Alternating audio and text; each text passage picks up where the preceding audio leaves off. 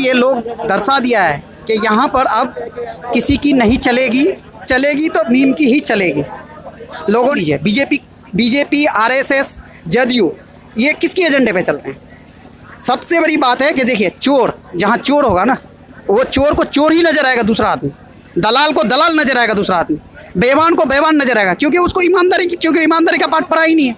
इसलिए कहीं ना कहीं बीजेपी जदयू और जो ये आरएसएस की जो गठबंधन है ना, इनको सब कोई उनका एजेंट, दूसरे का एजेंट ही नजर आता है, क्योंकि खुद का एजेंट है। आप 15 वर्सेस 15 देख लीजिए, क्यों 3-15 है? 15 साल लालू जी और कांग्रेस ने राज किया, 15 साल नीतीश जी ने राज किया, और 2015 में हमारे माननीय विधायक जी जो कोचाधाम विधायक हैं, उन्होंने 2015 में गठबंधन के नाम पे जीते थे। क्यों? कि बीजेपी को रोका जाए। आज क्या हुआ? आज वो कहाँ पर बैठे हुए हैं? आप भली बात ही जानते हैं, जनता जानती है, कहीं ना कहीं वो जाके बीजेपी की गोद में बैठे हुए हैं। और जदयू बीजेपी है और बीजेपी ही जदयू है। आपको यह मानना पड़ेगा, क्योंकि नीतीश कुमार की कुछ नहीं चलती है।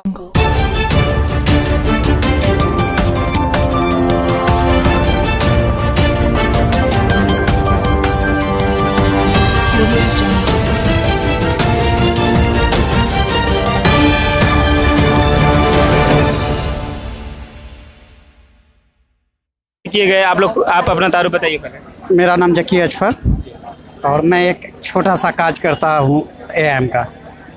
सबसे बड़ी बात है कि ये जो मैनेजमेंट हुआ है, आपने हर एक चीज़ को देखा है फॉलो करते हुए, चाहे मास्क का हो या हमारे सैनिटाइज़र का हो या फिर जहाँ टेम्परेचर की मामलात हो, आपने अपनी आंखों से देखा है और आप इस चीज़ को भली भांति दूसरे को बता भी सकते हैं कहीं ना कहीं।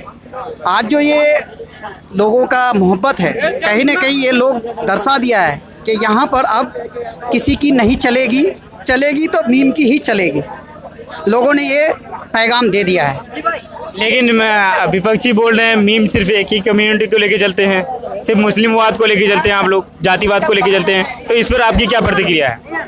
सबसे बड़ी बात है कि मीम अगर किसी पिछड़े की बात करे तो वो अगर जातिवाद है तो हाँ जातिवाद है।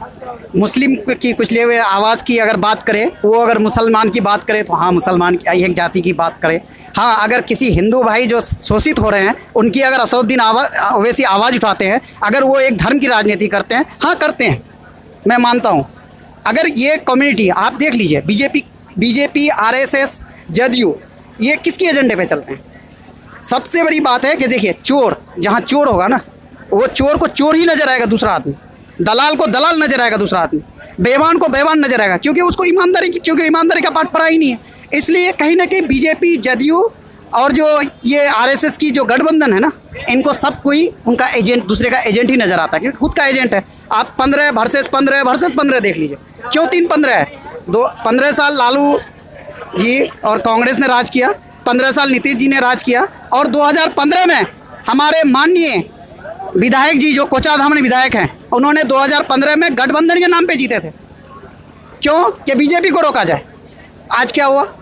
आज वो कहाँ पर बैठे हुए हैं? आप भली बात ही जानते हैं, जनता जानती है, कहीं ना कहीं वो जाके बीजेपी की गोद में बैठे हुए हैं। और जदयू बीजेपी है और बीजेपी ही जदयू है। आपको यह मानना पड़ेगा, क्योंकि नीतीश कुमार की कुछ नहीं चलती है। चलती है तो सुशील मोदी की चलती है। तो इसलिए जो बीजेपी है वो जदयू है, जदयू बीजेपी है। और माननीय हमारे जो विधायक जी हैं वो जदयू से नहीं, बीजेपी से हैं। वो बोलना नहीं चाहते हैं, वो काज कर नहीं दिखाना नहीं चाहते हैं, लेकिन कहीं ना कहीं इंडिकेशन है। आप देख सकते हैं उनकी एजेंडा, आइडियोलॉजी आप देख सकते हैं, आपको समझ में आ जाएगा। जिस तरह मोदी जी डराने का काम करते हैं, हमारे माननीय विधायक जी डराने का काम करते हैं। जिस तरह हम मोदी जी मन की बात करते हैं, हमारे विधायक जी संडे संवाद करते हैं। तो आप कहीं ना कहीं कंपेरिजन कर सकते हैं, उसका कंपेरिजन आपको दिख रहा है। जिस तरह से उनकी डिक्टेटरशिप चल रही है पूरे इसमें भारत में, उसी तरह से हमारे विधानसभा में उनकी डिक्टेटरशिप चल रही है। अब इसको कोई भी नकार नहीं सकता है, क्योंकि यहाँ की आम जनता जानती है, सब जान चुकी है। क्योंकि इन्होंने ठगने का काम, देखिए अब उनके पास क्या रह गया। आपने बोला कि विपक्षी दल, आप तो बोलते हैं कि आप बीजेपी का एजेंट हैं। भाई 2015 में हमने तो उनको ही दिया था, जन समर्थन दिया था। और हमारे माननीय मुख्यमंत्री जी ने क्या कहा था, मिट्टी में मिल जाएंगे, बीजेपी में नहीं मिलेंगे। मिट्टी में तो नहीं मिले, खैर बीजेपी में ज़रूर मिल गया, आपको देखने की बात है। ठीक है, उन्होंने टीएटी वालों के साथ क्या किया है। आप रोजगार की बात करते, अब जागे हैं कि आप रोजगार की बहाली देंगे, उर्दू शिक्षक की बहाली देंगे। भाई अब तक किसकी सरकार थी? किसी और की सरकार थी क्या? किसकी सरकार थी? ये 5 साल में किसकी सरकार रही है? सर आप बोले कि संडे संवाद वो जिस मोदी जी के इस पे राह पे चल रहे हैं, मन की बात और संडे संवाद, तो उनसे जब पूछा गया तो उन्होंने बोला कि संडे संवाद में मैं लोगों का दुखड़ा को सुनता हूं और उसको हल करने का काम करता हूं। तो वो तो अपने जगह में कहीं ना कहीं सही है, तो आप उसको गलत कैसे कह सकते हैं? बहुत अच्छी बात है, बहुत अच्छा क्वेश्चन आपने किया है। क्या संडे संवाद में मैंने देखा है उनका जो पहला संडे संवाद जब स्टार्ट हुआ था, बिरवा की एक सड़क का सवाल हुआ था। उनसे हमारे गुफरान आलम गुड्डे ने सवाल किया था कि सर वो रोड कितने दिन में बन जाएगी? उन्होंने बोला था 20 दिन। आज कितने दिन हुए? आप उनका संडे संवाद गिन लेंगे कितने दिन हो गए? तेगरिया की वो रोड, उनको भी पहला ही इसमें एजेंडा में लाया गया था, पहले सवाल किया गया था, क्या हुआ? आप शिक्षा की बात नहीं करते हैं साहब, आप स्वास्थ्य की बात नहीं करते हैं साहब। आज स्कूलें बंद है, हर चीज़ें खुल गई, मॉल खुल गई, कपड़े की दुकानें खुल गई, होटल खुल गए, ठीक है, लेकिन स्कूलें नहीं खुली, एजुकेशन संस्था नहीं खुली। आप उसके बारे में क्या कहेंगे? ये सरकार कहीं ना कहीं शिक्षा विरोधी है, स्वास्थ्य विरोधी है। आप देख लीजिए उठा के। सर शिक्षा की बात बोले हैं तो उनसे जब बात हुई शिक्षा को लेकर के, तो उन्होंने कहा कि कोरोना जैसी महामारी सबसे अटैक बुजुर्गों पे करते हैं और बच्चों पे करते हैं, इस वजह से स्कूलों को बंद किया गया है। लेकिन इस पर आप डायरेक्ट उन पर आप इल्ज़ाम ठोक रहे हैं कि वो ये स्कूल नहीं खोल रहे, वो शिक्षा विरोधी है, ऐसा फिर क्यों? सबसे बड़ी चीज़ है हर चीज़ का संसाधन हो रहा है। आप स्कूल वाले से कहें कि आप सोशल डिस्टेंसिंग मेंटेन करें, क्यों नहीं हो सकता है? आखिर अगर ऐसी व्यवस्थाएं और चीज़ों के लिए हो सकती है, शिक्षा के लिए क्यों नहीं? और शिक्षा में जो लोग जाते हैं, हम कहते हैं कि चलिए छोटे बच्चे के स्कूल नहीं खोलते हैं, आप यूनिवर्सिटीज़ खोल सकते हैं। यूनिवर्सिटीज़ में मेच्योर लोग होते हैं, वो उतना समझदार होते हैं कि उनको मास्क पहनना है, सैनिटाइज यूज़ करना है, सोशल डिस्टेंसिंग करना है। तो आप यूनिवर्सिटीज़ या कॉलेजेस की तरफ क्यों नहीं ध्यान देते? हाई स्कूल्स है ना, हाई स्कूल्स में तो बच्चे मेच्योर ही होते हैं, क्या उनको ये नहीं पता है? तो आप अवेयरनेस कहाँ फैला रहे हैं? क्या हमारा लॉकडाउन कर देने से हमारा सॉर्ट आउट है? नहीं है। हमारा क्या होना चाहिए? टेस्ट होना चाहिए, उस रेशियो में टेस्ट होना चाहिए। क्या हो रही है आप बताएं? आप तो जगह जगह के इन्फॉर्मेशंस लेते हैं, कहीं ना कहीं स्कूल्स अगर हाई स्कूल्स खोल सकते हैं, कॉलेजेस खोल सकते हैं, क्यों?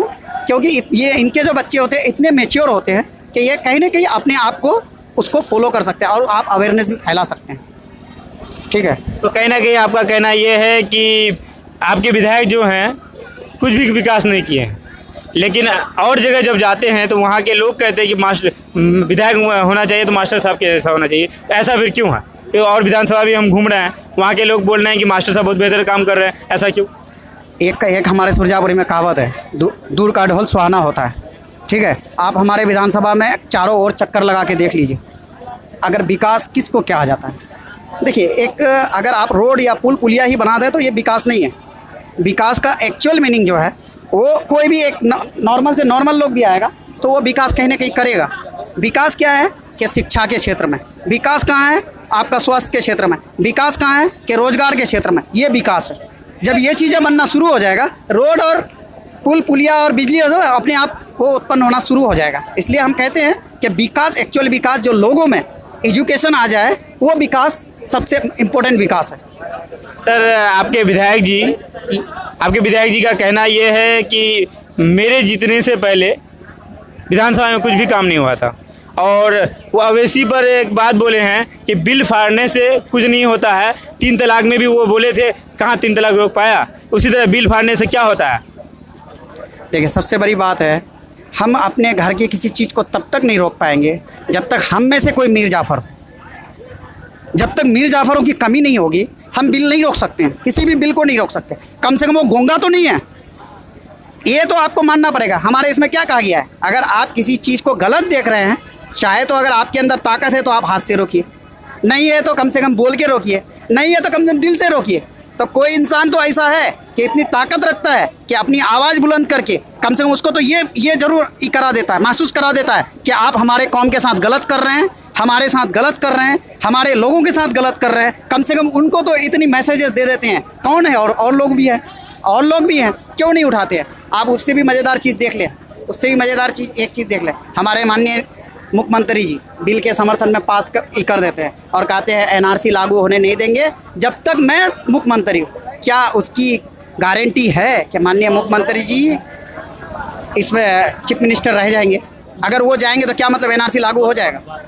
तो कहीं ना कहीं आपको सोचने की ज़रूरत है। ये कोई एक नहीं है, ये हमारे जो इलाके में जो ये प्रोपेगेंडा फैलाया जा रहा है, ये विकास कौन सी विकास? आप विकास के माने क्या समझते हैं? विकास के माने कि आप यहाँ से लेकर के अभी अभी नई रिपेयरिंग हुई है ये रोड, जिससे आप आए हैं महादेव दिघी टू बरबट्टा, आप यहाँ से एक बार रिकॉर्डिंग करते हुए पहुँच जाइए बरबट्टा। ये 1 महीना नहीं हुआ, अच्छा हुआ, शुक्र है ऊपर वाले का कि इलेक्शन से पहले कम से कम मानसून पहले आ गया। जो मेकअप किया हुआ था ना विधानसभा का मेकअप, वो बारिश हो गया कम से कम उतर गया, उस मेकअप का बेनकाब हो गए। आपकी सच्चाई सामने लोगों के आ गई, आंखें खुल गई, क्योंकि उन्होंने बेनकाब हो गया। जो मेकअप पहना के रखा था वो धुल गया।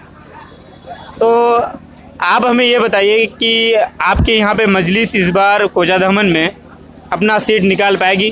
क्योंकि इसी तरह माहौल लोकसभा में भी था, जहाँ पे जाइए वहाँ पे सिर्फ मजलिस की बात चलती थी, लेकिन ये मामला हो गया कि मजलिस तीसरा नंबर में पहुँच गया। ऐसा कोई मामला तो नहीं होगा ना? आपको पूरा विश्वास है कि इस बार मजलिस सीट निकाल लेगी?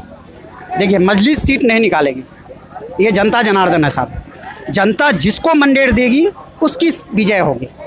ये मजलिस नहीं निकाल सकती है, इजहार अस्फी नहीं निकाल सकता है, अख्तरुल ईमान नहीं निकाल सकते हैं, ओवैसी साहब नहीं निकाल सकते हैं। ये जनता जनार्दन है। जनता जनार्दन जिसको चुन के लाएगी वो वाकई कामयाब होगी, क्योंकि जनता जनार्दन ने MP के इलेक्शन में वोट किसी अगर हमारे जावेद साहब को किए तो जावेद साहब कामयाब हो रहा है। इसलिए ये नहीं कह सकते, लेकिन दिलों में, लोगों के दिलों में मोहब्बत पैदा हो रही है। और इंशाअल्लाह रहमान हमें यकीन है कि जो लोगों का जो जमोरा है, लोगों का जो जुड़ाव है, लोगों का जो मोहब्बत है, तो कहीं ना कहीं हमें इंशाअल्लाह रहमान यकीन है, यकीन लग भी रहा है कि हम कामयाब इंशाअल्लाह ज़रूर होंगे।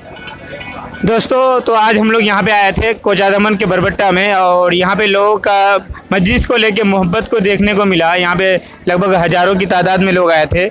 मैं शुक्रगुजार हूँ जितने लोग मुझे समय दिए, मेरे चैनल को समय दिए। बाकी मैं इतना कहना चाहूँगा कि हमारे चैनल को, अगर अब तक आप हमारे चैनल में नए हैं तो सब्सक्राइब करें, बेल आइकन को दबा दें, और वीडियो को ज़्यादा से ज़्यादा शेयर करें कि लोगों को पता चले कि मजलिस के दीवाने कोजादमन में इस बार भरपूर है। ठीक है, इसी के साथ मैं अपना इस प्रोग्राम को ख़त्म करता हूँ। खुदा हाफिज़, अस्सलाम वालेकुम।